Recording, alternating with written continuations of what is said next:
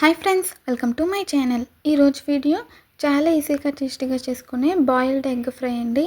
ఈ egg fry అయితే ఒకసారి ట్రై చేయండి, చాలా ఈజీగా ఉంటుంది, అలాగే సూపర్ టేస్టీగా ఉంటుందండి. లంచ్ బాక్స్ రెసిపీగా కూడా చేసుకోవచ్చు, లేదంటే ఇంట్లో కూరగాయలు ఏం లేనప్పుడు టేస్టీగా కమ్మగా చేసుకోవాలంటే ఈ విధంగా చేసుకోవచ్చండి. ముందుగా ఎగ్స్ని అయితే బాయిల్ చేసి పెట్టుకున్నాను. తర్వాత వాటికి ఉన్న పైన షెల్ అయితే తీసేసానండి. పెంకి తీసిన తర్వాత ఎగ్ని అయితే ఇలాగ కట్ చేసుకోవాలన్నమాట. ముందుగా కట్ చేసి లోపల ఉన్న ఎల్లోది అయితే బయటికి తీసానండి. తర్వాత వైట్గా ఉన్న ఎగ్ని అయితే ఇలా ముక్కలుగా అయితే కట్ చేశాను. ఇప్పుడు తయారీ విధానం చూద్దాం. వీడియోని అయితే స్కిప్ చేయకుండా చూడండి. ముందుగా ప్యాన్ పెట్టి ఆయిల్ వేసాను. ఆయిల్ బాగా హీట్ అయిన తర్వాత అందులోకి మనం కట్ చేసి పెట్టుకున్న ఉల్లిపాయ ముక్కలు, అలాగే పచ్చిమిర్చి తరుగు, కరివేపాకు ముక్కలు వేసుకుని వేయించుకోవాలి.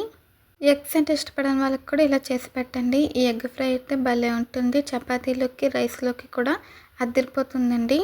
ఉల్లిపాయలు వేసి ఒక నిమిషం వేయించిన తర్వాత పచ్చిమిర్చి, కరివేపాకు వేసి వేయించాను.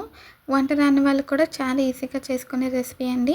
ఉల్లిపాయలు ఇలా వేయించుకోవాలి. ఫ్రై అయిపోయాక చూపిస్తున్నాను. ఇలా వేయించుకున్న తర్వాత ఇందులోకి ఫ్రెష్గా చేసుకున్న అల్లం వెల్లుల్లి పేస్ట్ వేసానండి. 1 స్పూన్ వేసాను. వేసి బాగా కలిపి వేయించాలి. అల్లం వెల్లుల్లి పేస్ట్ పచ్చివాసన పోయేంత వరకు కూడా మగ్గించాలండి. మగ్గిన తర్వాత ఇందులోకి రుచికి సరిపడా ఉప్పు, కొంచెం పసుపు, తర్వాత కొంచెం గరం మసాలా పొడి వేసానండి ఫ్లేవర్ కోసం.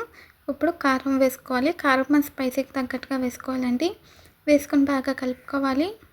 బాగా మిక్స్ చేసి లో ఫ్లేమ్లో పెట్టి ఒక నిమిషం పాటు వేయించానండి. ఇలా వేయించేసిన తర్వాత ఇందులోకి మనం కట్ చేసి పెట్టుకున్న ఎగ్ పీసెస్ అన్నీ కూడా వేసేయాలి. ముందుగా ఓన్లీ వైట్ ఎగ్ మాత్రమే వేసానండి, ఎందుకంటే ఎల్లో ఎగ్ వేస్తే అది ముక్కలు అయిపోతుంది కదా, పేస్ట్లో అయిపోతుంది. ముందుగా ఎగ్ వేసి బాగా కలిపేసి తర్వాత ఆ ఎల్లో బాల్స్ కూడా వేసుకొని కలుపుకుంటే మనకి ఈజీగా మిక్స్ అవుతుందండి. అలాగే ఎల్లో బాల్స్ కూడా మనకి విరిగిపోకుండా ముక్కలు అవ్వకుండా ఉంటుంది. దీన్ని బాగా వేసుకుని ఒక 5 నిమిషాల పాటు ఎగ్కి మసాలా అంతా పట్టించేలాగా కలుపుకోవాలండి.